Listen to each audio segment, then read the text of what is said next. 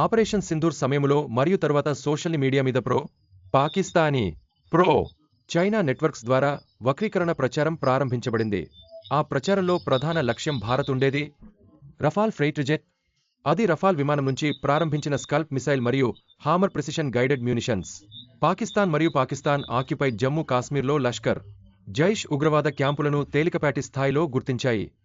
ధ్రువత్వంతో ధ్వంసమయమయ్యే విధంగా ఇది జరిగింది. పూర్తి ఆపరేషన్ రఫాల్ పోరాట విమానం కదలికలను ప్రదర్శిస్తున్నప్పుడు పాకిస్తాన్ ఉపయోగించే చైనీస్ వాయుసేన రక్షణ వ్యవస్థలు సచ్చరేట్ అయ్యాయా? అంటే భారతదేశ టెక్నాలజీ మరియు ప్లానింగ్ రెండూ విజయవంతమైతే రఫాల్ ఘటనలో వచ్చిన విఫలతను దాచేందుకు పాకిస్తాన్ మరియు చైనా కలిసి రఫాల్పై తప్పుదారితీసే ప్రచారం మొదలెట్టారు.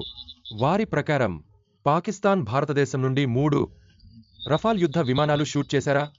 పాకిస్తాన్ ఇప్పటివరకు ఆరోపణను నిరూపించేందుకు సాక్ష్యం ఇవ్వలేకపోయింది. 5 ఫైట్ జెట్లు ఎక్కడి వద్ద షాట్ డౌన్ అయ్యాయి? అక్కడ సాక్ష్యాలు ఏమిటి?